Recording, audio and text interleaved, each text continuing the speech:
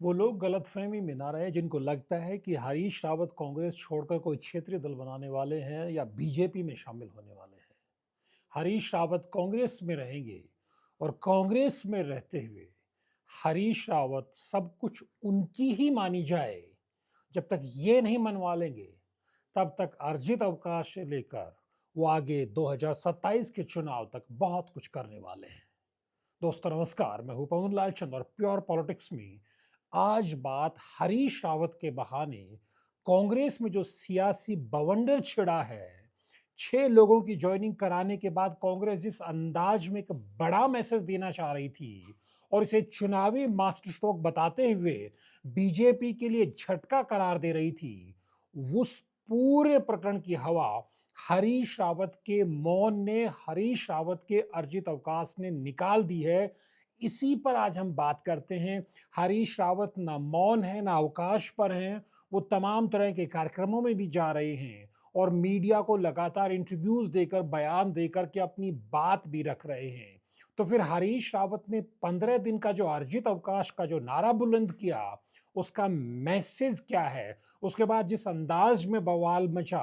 कि हरीश रावत कहीं कांग्रेस तो नहीं छोड़ने वाले हैं, हरीश रावत कोई क्षेत्रीय दल तो नहीं बनाने वाले हैं, हरीश रावत बीजेपी में तो नहीं चले जाएंगे, और उसके बाद जिस अंदाज में गोविंद सिंह कुंजवाल ने जो कहा है, वो कांग्रेस के जो उत्तराखंड को डील करने वाला जो राष्ट्रीय नेतृत्व के जो नेता हैं, जिनमें प्रदेश प्रभारी कुमारी शैलजा से लेकर दूसरे नेता हैं और जो प्रदेश के भी नेता हैं, उन सब के लिए सीधा मैसेज है। यानी गोविंद सिंह कुंजवाल अगर बोल रहे हैं तो समझिए हरीश रावत बोल रहे हैं। और गोविंद सिंह कुंजवाल ने दो टूक कहा है कि हरीश रावत को माइनस करके उत्तराखंड में कांग्रेस कभी सत्ता में आ ही नहीं सकती है, और अगर कुमारी शैलजा प्रदेश की प्रभारी ऐसा सोच रही हैं तो फिर गलत सोच रही हैं, बहुत हल्के में हरीश रावत को ले रही हैं।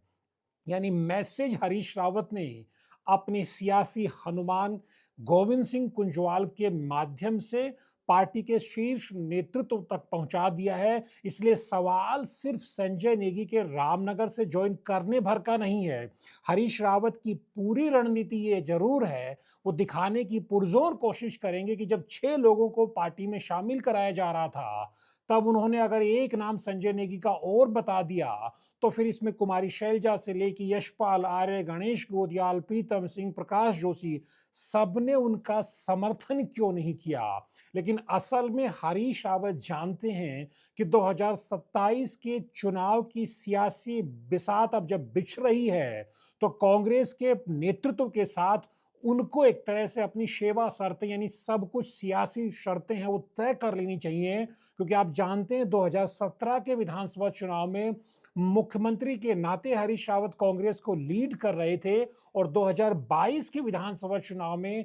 हरीश रावत को कैंपेन कमेटी का चीफ बनाया गया था। यानी कैंपेन कमेटी की कमान अपने हाथ में लेकर के और अपने पसंदीदा नेता गणेश गोदियाल को प्रदेश अध्यक्ष बनवाने के बाद, यानी 2022 में सब कुछ उत्तराखंड में हरीश रावत के अनुसार कांग्रेस कर रही थी। लेकिन 2027 के चुनाव को लेकर के सब कुछ बदला हुआ है। हरीश रावत ना प्रदेश अध्यक्ष बने हैं, ना कैंपेन कमेटी के चीफ हैं। चुनाव प्रबंधन समिति एक जमाने में उनके धुर विरोधी, उनके सियासी छोटे भाई हरक सिंह रावत को दे दी गई है, जिन्हें वो उजाड़ू बल्द कहते रहे हैं। और नेता प्रतिपक्ष यशपाल आर्य है, करण मारा की ताकत भी बरकरार है। तो यानी कि हरीश रावत के पास कुछ भी उस तरह से दिखाई नहीं दे रहा है। यही वजह है कि जब कांग्रेस की दिल्ली में बैठक हो रही थी, तो हरीश रावत सियासत के बेहद मंझे हुए खिलाड़ी हैं, और उनको लगा कि असल में एक तरह से ये ग्राउंड चेक करने का, यानी वोटर टेस्टिंग का, यानी कि ठहरे हुए पानी में कंकड़ मार के देखने का सबसे मुफीद वक्त है। यही वजह है कि जिन 6 नामों को कांग्रेस में ज्वाइन कराया गया, फिर चाहे नारायण पाल हो, राजकुमार ठुकराल हो, भीमलाल आर्य हो, या बाकी और 3 नाम हो, उन सब की ज्वाइनिंग से पहले कांग्रेस के भीतर देहरादून में राजीव भवन से लेकर प्रदेश के तमाम नेताओं की कई दौर की बैठकों में मंथन होने के बाद 6 नामों की सूची दिल्ली पहुंची थी। और जब हरीश रावत ने 6 नामों पर जब मुहर लग गई, उसके बाद हरीश रावत ने, जब ये तय हो गया, उसके बाद हरीश रावत कहते हैं कि एक नाम वो भी सुझा रहे हैं, और संजय नेगी को भी ज्वाइन कराया जाए। तेज तरार युवा नेता हैं, पिछली बार बागी लड़ गए थे, 17,000 के आसपास वोट ले गए। ये हरीश रावत कुमारी शैलजा को कहते हैं उस मीटिंग में। उसके बाद कुमारी शैलजा उस लिस्ट के नामों को एक बार फिर से पढ़ती है और वो कहते हैं कि रावत जी, इन 6 नामों में तो संजय नेगी का नाम नहीं है। जो प्रदेश के स्तर से जो 6 नाम आए हैं वो तो ये नाम है जिनकी ज्वाइनिंग पे हम सब की सहमति मीटिंग में बन गई है। ये जो आप नाम बता रहे हैं ये 6 नाम से अलहदा नाम है, 7वां नाम है। इसको लेकर के प्रदेश के स्तर पे सामूहिक तौर पर आप लोगों में कोई कंसेंसस बन के नहीं आई है, यानी कि ये नया नाम है, 7वां नाम है। तो जब अगले दौर की बैठक होगी यानी प्रदेश के स्तर पे पहले राउंड में बैठ के होंगी, एक कंसेंसस सहमति बनेगी आप सब लोगों में, उसके बाद यहाँ उस 7वें नाम और जो उसके बाद जो लोग आने वाले हैं जिनमें कुछ बीजेपी के नेता हैं, कुछ इंडिपेंडेंट वॉइसेस हैं,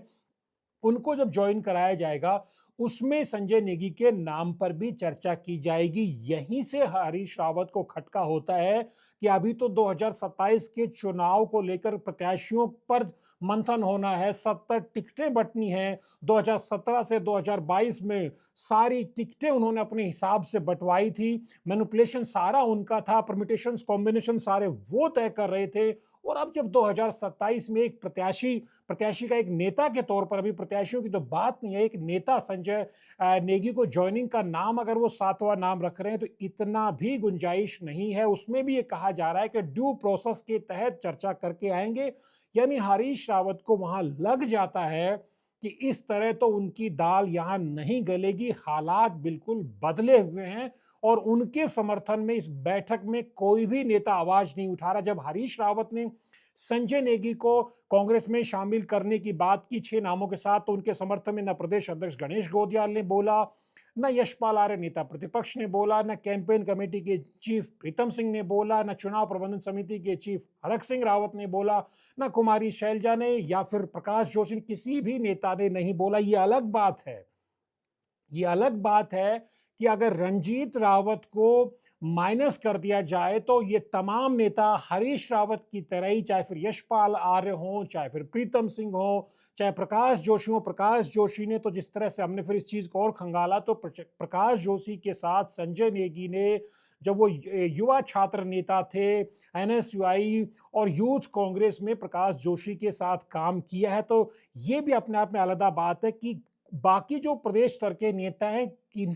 किसी भी नेता को संजय नेगी के कांग्रेस में आने से कोई नाराजगी नहीं है। असल जो मूल प्रश्न था वो यही था कि अगर इस तरह से हरीश रावत संजय नेगी को शामिल करने की बात कर रहे हैं और उसका फिर ये काउंटर इफेक्ट होगा कि उधर से रामनगर से फिर रंजीत रावत की आवाज आएगी और एक तरह से जो कांग्रेस इस बार फूक फूक के कदम रख रही है कि वो झगड़ा नहीं बढ़ाना चाहेगी, कि कंसेंसस हरीश रावत रंजीत रावत में संजय नेगी को लेकर के बने, संजय नेगी और रंजीत रावत में एक तरह से चीजों को बिठा करके कुछ एक सेटलमेंट किया जाए। यानी कि रणनीति तमाम नेताओं की यही थी, क्योंकि आप जैसा कि हमने पहले भी आपको बताया कि राजकुमार ठुकराल को लेकर के शुरू में तिलकराज बेहड़ राजी नहीं थे, लेकिन उसके बाद यशपाल आर्य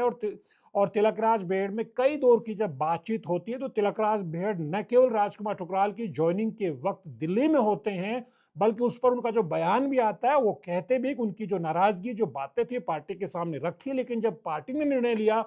कि राजकुमार ठुकराल को कांग्रेस में लाया जाएगा तो उन्होंने कहा वो उनका स्वागत करते हैं। यानी कांग्रेसी नेता के तौर पर तिलकराज बेहड़ ने इस अंदाज में राजकुमार ठुकराल की एंट्री को एक्सेप्ट किया। यही सहमति बनाने की रणनीति, चाहे कुमारी शैलजा हो, चाहे यशपाल आर्य हो, चाहे फिर प्रीतम सिंह हो, चाहे फिर हरक सिंह रावत हो, या फिर दूसरे नेता चाहे फिर प्रकाश जोशी हो। प्रकाश जोशी का भी बहुत महत्वपूर्ण रोल इस मीटिंग में रहा, जैसा हमने पहले भी चर्चा की। प्रकाश जोशी ने जब ये 6 नामों पर चर्चा हो गई और हरीश रावत ने संजय नेगी का भी जिक्र किया, तो जो जानकार सूत्रों ने बताया हमें कि प्रकाश जोशी ने ये चीज भी वहां कुमारी शैलजा के सामने रखी कि हम हमको इस पर भी एक तरह से तमाम नेताओं को अपना कमिटमेंट शो करना चाहिए कि जिन नेताओं को आज हम पार्टी में शामिल करा रहे हैं, जो पिछली बार कोई बागी लड़ गया था या दूसरी पार्टी में था या इंडिपेंडेंट लड़ रहे थे या किसी दूसरे दल में थे, उनको आज जब हम कांग्रेस के अंदर लेकर के आ रहे हैं तो कहीं ऐसा ना हो कि उनमें से कल को क्या समीकरण, क्या सियासी समीकरण बने, उनमें से अगर किसी नेता को टिकट नहीं मिलता है तो फिर वो बगावत ना कर जाएं और उसका खामियाजा फिर कांग्रेस को पूर्व के चुनावों में भी भुगतना पड़ा है और आने वाले चुनाव में भुगतना न पड़े। ये चिंता प्रकाश जोशी ने जब जाहिर की तो ये अपने आप में हरीश रावत के लिए एक दूसरा सेटबैक था, क्योंकि पहले कुमारी शैलजा से रिस्पांस पॉजिटिव नहीं आता है। प्रदेश के दूसरे नेता भी उनके समर्थन में संजय नेगी को लेकर के हाँ में हाँ नहीं भरते हैं। उसके बाद जब हरीश रावत कहते हैं फिर उनको बुके देकर के उनको एक तरह से संन्यास दिलाया जाए जब उनकी सुनवाई नहीं की जा रही, तो उसके बाद जब प्रकाश जोशी की तरफ से भी इस तरह का काउंटर आता है तो ये हरीश रावत के लिए बहुत बड़ा अपने आप में एक झटका था। इसीलिए उनको नागवार भी गुजरता है कि प्रकाश जोशी की तरफ से भी उनको एक तरह से समझाइश दी जा रही है, जबकि प्रकाश जोशी ने एक तरह से इन जनरल वे में कहा था कि हम चाहे फिर राजकुमार ठुकराल को ज्वाइन कराएं या फिर संजय नेगी को ज्वाइन कराएं, हमें यह देखना पड़ेगा कि जिस नेता को आज हम ज्वाइन करा रहे हैं किसी वजह से कल उनको जब टिकट नहीं मिलता है तो उनकी बगावत झेलनी न पड़े। इसकी भी एक तरह से गारंटी, इसका भी कमिटमेंट, इसकी भी एक तरह से जिम्मेदारी, जवाबदेही इन दिग्गज नेताओं की होनी चाहिए। यहां से पूरा रायता फैलता है और उसके बाद हरीश रावत बैठक से निकलते हैं बहाना बना करके और वो वापस बैठक में नहीं पहुंचते हैं। तो कुल मिलाकर के बड़ा सवाल ये नहीं है कि क्या संजय नेगी की ज्वाइनिंग भर से हरीश रावत ने 15 दिन का एक तरह से ये अर्जित अवकाश ले लिया है। दरअसल हरीश रावत एक तरह से पूरी सियासी फिजा को तोल लेना चाह रहे हैं, माप लेना चाह रहे हैं और एक तरह से संजय नेगी के नाम के बहाने हरीश रावत ठहरे हुए पानी में एक कंकड़ फेंक करके देखते हैं कि लहरें कितनी उठती हैं। क्योंकि जिस अंदाज में राहुल गांधी के तेवर हैं, जिस अंदाज में पार्टी के जो राष्ट्रीय अध्यक्ष मल्लिकार्जुन खड़गे का मैसेज है और कुमारी शैलजा जिस अंदाज में प्रदेश के कांग्रेस के अफेयर्स को देख रही हैं, डील कर रही हैं, उसके बाद हरीश रावत के लिए जो माहौल 2017 या 2022 में पार्टी में टिकट बंटवारे को लेकर के था, चुनाव के कैंपेन को डिजाइन करने को लेकर के था, उस तरह का माहौल इस बार कतई दिखाई नहीं दे रहा है। यही वजह है कि हरीश रावत ने मीटिंग के बखेड़े के बाद ये 15 दिन का अर्जित अवकाश लिया है और अर्जित अवकाश के दौरान लगातार मीडिया में वो अपनी बातें भी रख रहे हैं। और जिस अंदाज में गोविंद सिंह कुंजवाल से लेकर के उनके कुछ दूसरे समर्थकों के भी जो स्टेटमेंट मीडिया में आए हैं, ये सीधे तौर पर कांग्रेस के दिल्ली दरबार के लिए मैसेज है कि you hate Harish Rawat, you love Harish Rawat, but you can't ignore Harish Rawat. देखना बेहद दिलचस्प रहने वाला है उत्तराखंड कांग्रेस की सियासत में 2027 को लेकर के जब पत्ते फेंके जा रहे हैं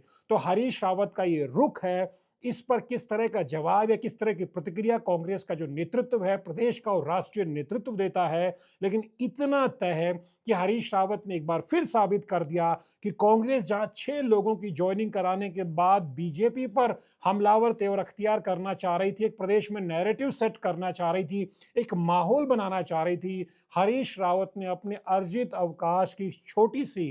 पर्चे से उस पूरे नैरेटिव की हवा निकाल दी है। यानी कांग्रेस के लिए आगे चुनौतियां कम नहीं रहने वाली हैं। अभी तो हरीश रावत ने दरअसल अपने पत्ते फेंकना शुरू किया है। आप क्या सोचते हैं? कमेंट करके जरूर बताएं। नमस्कार।